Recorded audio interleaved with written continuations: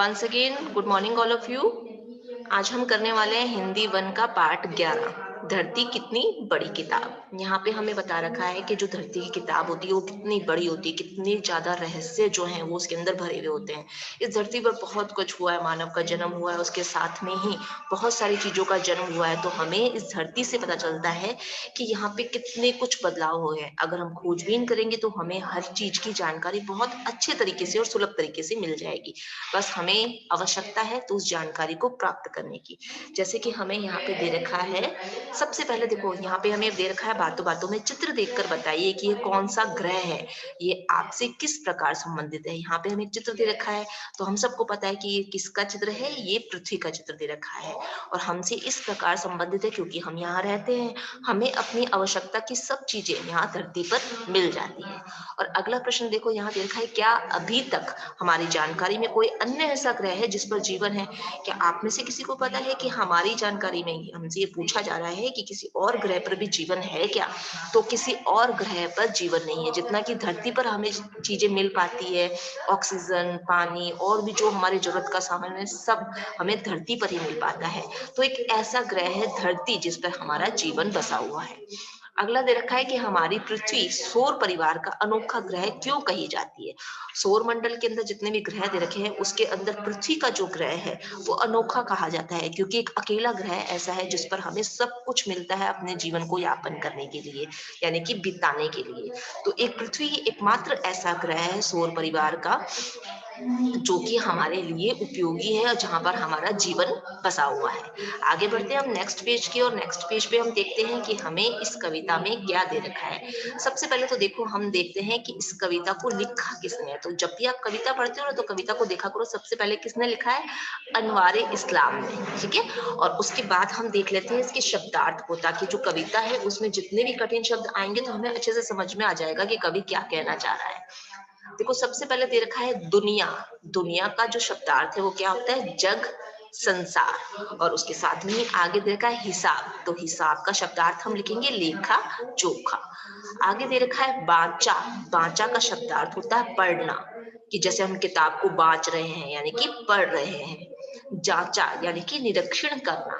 जांचा जैसे मैम आपकी कॉपी जांचती है यानी कि निरीक्षण करती है। अनमोल यानी कि अमूल्य। खजाना यानी कि संपत्ति का भंडार।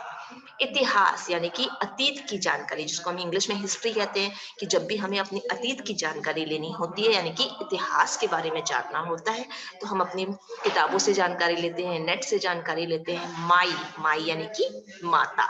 जनाब यानी कि श्रीमान, आदर सूचक संबोधन जब हम करते हैं तो हम जनाब या फिर श्रीमान कह करके बुलाते हैं आदर देने के लिए। उसके साथ में ही अगला शब्दार्थ है यहाँ पे पन्ना। एक कीमती पत्थर होता है जिसको हम पन्ना के नाम से जानते हैं। एक पत्थर होता है जिसको हम पन्ना के नाम से जानते हैं।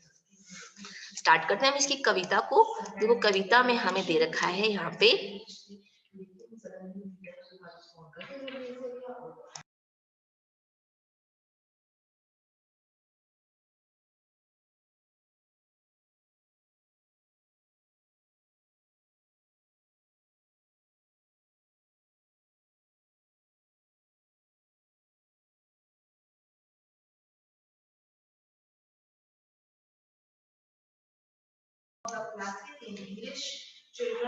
फर्स्ट पैराग्राफ में देखो हम देखते हैं कि हमें बता रखा है कि दुनिया, जीवन के आने जाने का, इस दुनिया के बन जाने का, इसमें लिखा सभी हिसाब, धरती कितनी बड़ी किताब।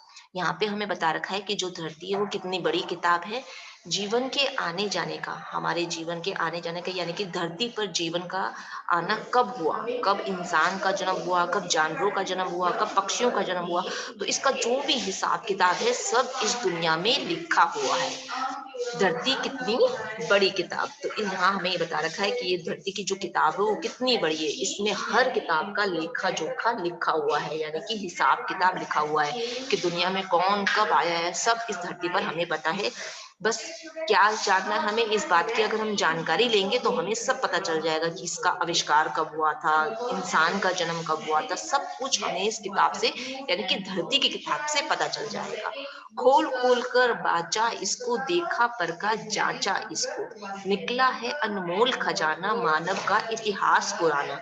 अगर हम धरती के खजाने को यानी कि धरती के इतिहास को खोजेंगे तो हमें बहुत सारे अनमोल खजाने मिलेंगे। इस अनमोल खजाने में सब कुछ हो सकता है, इंसान का जन्म भी हो सकता है और इसके साथ में बहुत सारी ऐसी चीजें, अनमोल रत्न हो सकते हैं, खनिज पदार्थ हो सकते हैं। तो सबकी जानकारी हमें किससे मिलेगी? धरती के खजाने से, यानी कि धरती के इतिहास से हमें जानने को मिलेगा कि इंसान का जन्म कब हुआ है और जो भी इस पे उत्पन्न हुआ है, चाहे वो खनिज पदार्थ है, चाहे इंसान का जन्म है या कोई भी ऐसी चीज है जो इस धरती पर है, जिसका अस्तित्व है, तो उसकी जानकारी हमें किससे मिलेगी? धरती के इतिहास से जानने को मिल जाएगी। अगला पैराग्राफ दे रखा है कि सब अच्छा, कुछ नहीं खराब, कि सब कुछ बहुत अच्छा है, कुछ भी यहाँ पे खराब नहीं है। धरती कितनी बड़ी किताब की, धरती की जो ये किताब है वो कितनी बड़ी है, इसमें सब कुछ बहुत अच्छा है, बहुत सारी जानकारियां हमें जानने को मिलती है, सब कुछ बहुत अच्छा है, कुछ भी खराब नहीं है। खोद खोद कर गहराई से बहुत मिला धरती माई से, इन चीजों से जाना हमने, धरती को पहचाना हमने। धरती माई को खोद खोद कर यानी कि धरती माता को खोद खोद कर हमने बहुत सारी चीजें प्राप्त की है और हमने इस धरती के रहस्य को जाना है। आज भी जब हम किसी ऐसी जगह पर होते हैं जहां पर हम खुदाई करते हैं तो यहाँ वहां पर या तो कोई अवशेष मिलते हैं या फिर कोई ऐसा महल निकल आता है या कोई खनिज पदार्थ निकल जाते हैं या कोई ऐसी चीजें निकल जाती है जिनकी खोजबीन से हमें पता चलता है कि इतने सालों पुरानी ये चीजें हैं। और यानी कि हमें पता चलता है कि इतने टाइम पहले भी ये सब चीजें उस टाइम में मिला करती थी या मानव का उस टाइम में भी अस्तित्व था। तो ऐसे तो हमें पता नहीं चलता, लेकिन जैसे ही कोई चीजें हमें मिलती है और उसके बारे में हम और खोजबीन करते हैं तब हमें पता चलता है कि जो मानव का इतिहास है वो कितना पुराना है। यानी कि धरती माई से हमें बहुत कुछ मिलता है, जैसे ही हम खोदते जाएंगे वैसे ही हमें बहुत सारी चीजें मिलती चली जाएगी। आगे देखो अगला पैराग्राफ है, थोड़ा तुम भी पढ़ो जनाब। जनाब का मैंने आपको क्या बताया था?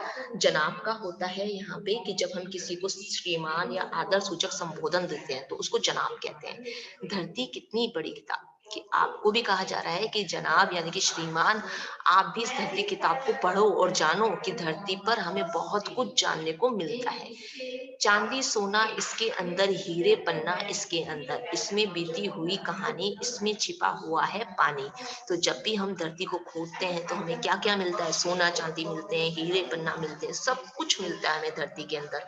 और बीती हुई जो कहानियां हैं जिसके बारे में किसी को कुछ नहीं पता, जब हम धरती माता को खोदते हैं तो हमें कोई ना कोई अवशेष मिलता है या कोई ऐसी चीज मिलती है जिससे हमें बीते हुए इतिहास की कहानी मिलती है। यानी कि बहुत सारी जानकारियां जो है वो हमें धरती माता को खोदने पर ही मिलती हैं। और भी क्या मिलता है? अगर आप ज्यादा गहराई में धरती माता को खोदेंगे तो हमें पानी भी इस धरती माता के अंदर मिलता है। इसे पढ़ो बन जाओ नवाब, कि आप जब धरती के इतिहास को जानोगे तो आप भी नवाब बन जाओगे, यानी कि जिसको बहुत सारा ज्ञान होता है। धरती कितनी बड़ी किताब, ये धरती की जो किताब है वो बहुत बड़ी है। इस किताब को अगर हम जितना ज्यादा खोलेंगे हमें उतनी ज्यादा हमारी जानकारी जो है बढ़ती चली जाएगी, बढ़ती चली जाएगी। यानी कि जैसे ही हम धरती को खोदते हैं तो कोई ना कोई अवशेष मिलते हैं या कुछ ऐसा मिलता है जिससे हमें धरती के बारे में जो हमारी जानकारी है वो बढ़ती चली जाती है ना। आगे बढ़ते हैं, हम देखो इसकी बुक एक्सरसाइज को भी देख लेते हैं साथ साथ में। बुक एक्सरसाइज में देखो सबसे पहला प्रश्न जो हम करते हैं श्रुतलेख एवं उच्चारण अभ्यास का। तो सबसे पहला प्रश्न हमारा यहाँ पे आता है, धरती, बांचा, जांचा, खजाना, इतिहास, अच्छा, गहराई, थोड़ा, पढ़ो, चांदी, पन्ना। ठीक है। अगला प्रश्न है हमारा मौखिक प्रश्नों का। मौखिक प्रश्न में यानी कि मुख से बोले जाने वाले प्रश्न। पहला प्रश्न दे रखा है, कवि ने धरती को क्या बताया है? कवि ने धरती को एक बड़ी सी किताब बताया है। क्या बताया है? एक बड़ी सी किताब बताया है। धरती की किताब में किसका हिसाब लिखा हुआ है? तो हमें ये बताना है कि धरती की किताब में किसका हिसाब लिखा हुआ है? जीवन के आने जाने का हिसाब जो है वो धरती की किताब में लिखा हुआ है। धरती के अंदर कौन कौन सी चीजें मिलती है, हमें ये बताना है कि धरती के अंदर कौन कौन सी चीजें मिलती है। अनमोल खजाने मिलते हैं जैसे चांदी, सोना आदि, बहुत सारी चीजें जो है वो हमें धरती के अंदर ही मिलती है। इस कविता के कवि कौन है? मैंने आपको कहा था ना कि कवि का नाम हमें ध्यान रखा था, कोई प्रश्न प्रश्न भी यही आ गया हमारे पास में। कविता के कवि कौन है? अनवारे इस्लाम। ठीक है, कवि का नाम यहाँ दे रखा है। आगे अगला प्रश्न है हमारा कि सही वाक्य के आगे हमें सही का और गलत वाक्य के आगे हमें गलत का चिन्ह लगाना है। तो सबसे पहले क पर हमें देखा है कि धरती की किताब न जाने कितनी आश्चर्यजनक चीजों की जानकारी से भरी हुई है। तो वाक्य क्या है? एकदम सही है, क्योंकि बहुत सारी आश्चर्यजनक चीजें जिनको हम देख देख के हैरान होते हैं, वो सब इस धरती की किताब में भरा हुआ है। तो ये वाक्य क्या है? एकदम सही है। आगे देखा है ख पर, धरती की किताब में कुछ अच्छी जानकारियां हैं तो कुछ खराब भी है, क्या ऐसा है? बिल्कुल भी नहीं है ऐसा। इस धरती की किताब में कुछ भी खराब नहीं है। धरती माता ने हमें बहुत सारी चीजें दी हैं और जितनी भी जानकारियां दी हैं सब बहुत अच्छी अच्छी दी हैं।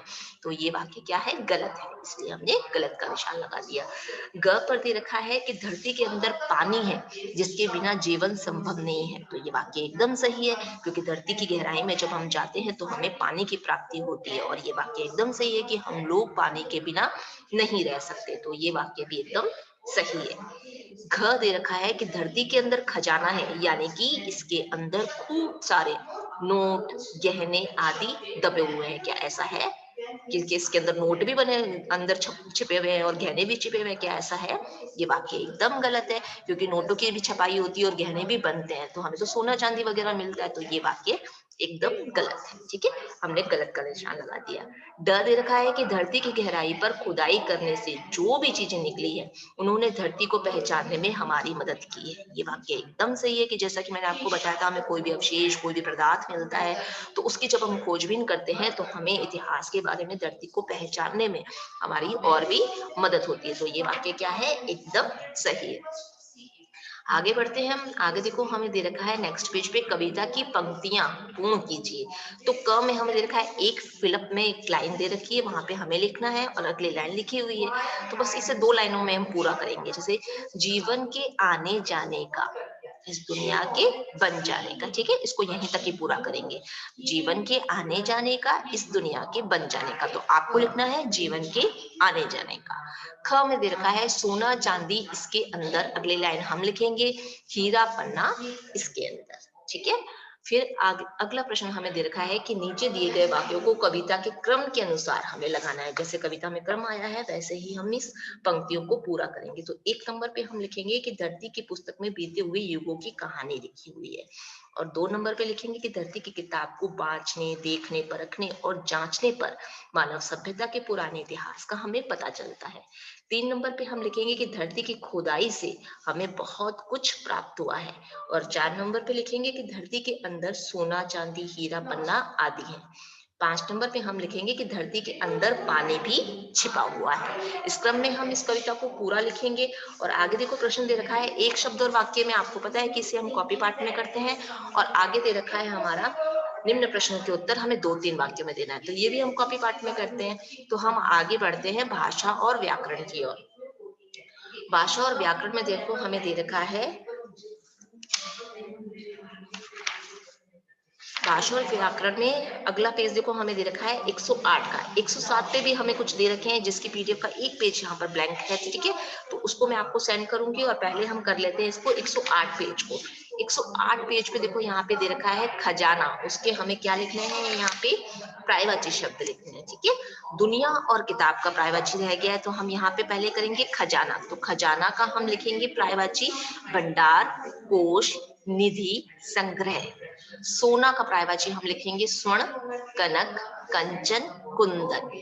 पानी, पानी का पर्यायवाची हम लिखेंगे जल, नीर, तोय, अम्बु। ठीक है, अगला प्रश्न हमें दे रखा है कि नीचे दिए गए वाक्यों में उदाहरण के अनुसार केवल गुणवाचक विशेषण शब्दों को रेखांकित करना है, गुण बताना है हमें। ठीक है, और उसके नीचे हमें लाइन बना देनी है जो भी क्वालिटी बता रखी है। जैसे देखो सबसे पहले देखो क दे रखा है हमारी धरती बहुत बड़ी किताब के समान है।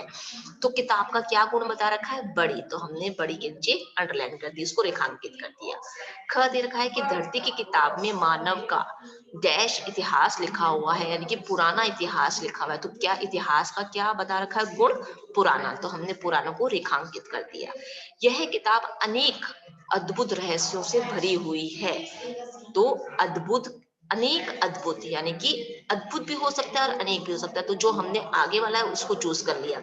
अनेक अद्भुत रहस्यों से भरी हुई, तो ये रहस्य के लिए है दोनों ही, कि अनेक अद्भुत, तो हमने एक को चूज कर लिया है, अनेक रहस्यों से भरी हुई है। इसमें गहरे सागर, ऊंचे पर्वत और सदानीरा नदियां हैं। तो नदियां कैसी है? गहरे, ऊंचे, सदानीरा, तो सारे इसके गुण हैं, तो हमने सबको रेखांकित कर लिया है। और अगला ड दे रखा है कि धरती के भीतर अनमोल खजाना छिपा हुआ है। तो खजाना कैसा है? अनमोल, तो हमने इसके गुण को रेखांकित किया है यहाँ पे, अनमोल। ठीक है, आगे बढ़ते हैं। और आप चाहो तो इन दोनों को भी रेखांकित कर सकते हो, अनेक को भी और अद्भुत को भी, दोनों सही है यहाँ पे। ठीक है, फिर है प्रश्न 3, कविता में एक समान तुक वाले शब्द छांट कर हमें यहाँ लिखने हैं। हमें ये बताना है कि एक समान तुक वाले शब्द कौन कौन से हैं इस कविता में। तो जैसे हमने लिखा है हिसाब, किताब, बाजा, जांचा, गहराई, माई, जाना, पहचाना, कहानी, पानी। ठीक है, ये हमने कविता से चूज की है। आगे देखो दे रखा है, नीचे दिए गए शब्दों में से कविता से अलग हमें यहाँ पे वाक्य बनाने हैं। कविता में जो वाक्य दे रखे हैं वो हमें यहाँ नहीं लिखने, उससे अलग बनाने हैं। जैसे सबसे पहले देखो दे रखा है ग, अनमोल, तो अनमोल से हम वाक्य बनाएंगे कि माता पिता के साथ बिताया हुआ समय सबसे अनमोल होता है। लेकिन हम क्या करते हैं, अपना टाइम स्पेंड कहाँ करते हैं? टीवी मोबाइल में करते हैं ना। तो हमें क्या करना चाहिए? अपनी मम्मी पापा के साथ भी बैठना चाहिए। ठीक है, और अगला वाक्य है जीवन। जीवन से हम वाक्य बनाएंगे, हमें जीवन में हमेशा खुश रहना चाहिए। थोड़ा सा भी दुख होता है तो हम दुखी हो जाते हैं ना, तो दुखी नहीं होना चाहिए, हमें हमेशा खुश रहना चाहिए। ग दे रखा है गहराई। गहराई से हम वाक्य बनाएंगे, गंगा नदी की गहराई बहुत अधिक है। कहानी, कहानी से हम वाक्य बनाएंगे कि मुझे कविताओं से अधिक कहानी पसंद है। कोई भी वाक्य बना सकते हो जैसा कि आपको पता है, लेकिन क्या होना चाहिए? वाक्य का मीन्स भी निकलना चाहिए और मात्राएं भी एकदम सही होनी चाहिए। तो ये बच्चों हमने कर लिया है पाठ 11, धरती कितनी बड़ी किताब, उसकी हमने अध्याय को भी पढ़ लिया और बुक एक्सरसाइज को भी कर लिया है। ठीक है।